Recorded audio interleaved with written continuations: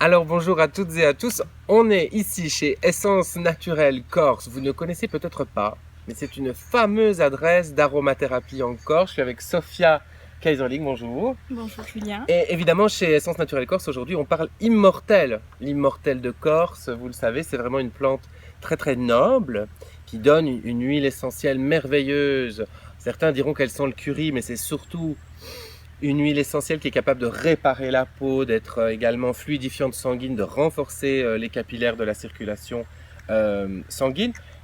Et moi, je voudrais parler de l'immortel avec toi parce que vous êtes une entreprise corse qui distille l'immortel, vous la cultivez aussi, vous avez des champs d'immortel alors que c'est une plante sauvage à la base.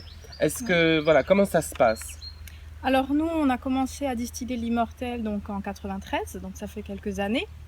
Et effectivement, principalement en cueillette sauvage, parce que c'est une plante endémique de Corse qu'on trouve beaucoup dans le maquis. Et finalement, en fait, la demande a un peu augmenté et on a réfléchi à une mise en culture. Donc depuis 2005, on a développé en partenariat avec d'autres distillateurs, avec d'autres entreprises, donc la mise en culture de l'immortel. Et maintenant, voilà, on a nos propres champs et on combine en fait souvent la mise en culture et la cueillette sauvage. Oui, parce que donc la demande augmente, il y a des bienfaits superbes, hein. Je pense que tu peux confirmer que l'immortel, ça fait des miracles sur la peau, pour les bleus, les bosses, tout ça. Ouais, disons que moi je pense que j'ai grandi à l'immortel, je pense en avoir eu déjà sur toutes les parties de mon corps, pour tous les bobos, et ça a toujours été miraculeux. Ça Et veut ça a bien dire, marché. ça a bien marché, Pas, merci. vous voyez, elle n'est pas trop cabossée Pas quand trop même, grave Sophia aussi. Kaiserling.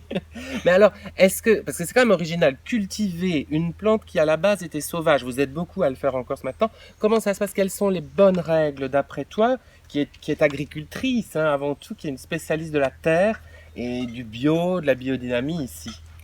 Je pense que la première étape, c'est observer le végétal dans son milieu naturel. Ça veut dire vraiment regarder, observer, voir où est-ce qu'elle pousse. Et c'est vrai que le premier choix à faire, c'est choisir les bons terrains. Donc l'immortelle, elle aime les terrains bien drainés, pierreux, secs. Elle aime le soleil. Donc il faut faire un premier choix vraiment sur le terrain. Il faut préparer le terrain, Mhm. vraiment faire une bonne préparation de sol. Il faut planter au bon moment et ensuite, nous on est donc en Corse, on essaye ou on est tous en bio, donc on va pas travailler sur les aromates en conventionnel. Et donc ce qui est vraiment important sur l'immortel, c'est le soin de la culture et c'est surtout le désherbage.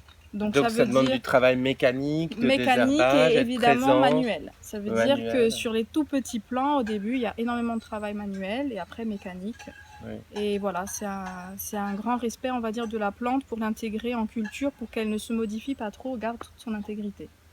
Voilà, et c'est comme ça aujourd'hui que vous répondez à une demande qui est croissante, mais du coup finalement vous vous en sortez bien, la plante n'est pas abîmée et les rendements sont là, tout en étant respectés. Finalement on a plus d'huile essentielle d'immortel aujourd'hui qu'hier. Ouais, c'est ça. On n'observe pas de différence sur la qualité, sur l'huile essentielle distillée. Et au contraire, les cultures se comportent très très bien. Mhm. Et sur des petites surfaces, je pense que c'est vraiment un très très beau produit. Bon, moi j'ai une astuce quand même à vous donner avec l'huile essentielle d'immortel, vous le savez, vous pouvez l'utiliser pure sur la peau pour une zone qui fait à peu près une pièce de 2 euros, hein. Moi je dis toujours ça comme zone limite, hein, c'est pas la peine de s'enduire tout le bras. Et si vous respectez cette petite zone de 2 euros, vous pouvez le faire sur un enfant même en bas âge, à partir de 3 ans. Si vous êtes sur un enfant, là je parle pour moi, hein, si vous êtes sur un enfant en dessous de 3 ans, alors moi, mon conseil, c'est quand même de la diluer. À ce moment-là, ce sera 1, 2 gouttes d'immortel, 1, 2 gouttes d'huile végétale, d'amande douce ou d'olive, et alors la pièce de 2 euros pour le bleu ou la bosse. Une originalité, je voudrais terminer avec ça, c'est quand même l'hydrolat ou l'eau florale d'immortel, on n'y pense pas souvent, mais c'est aussi une très très belle eau tonique, un peu comme une brume protectrice et antioxydante pour finir un démaquillage. Tu l'utilises peut-être toi d'une autre façon?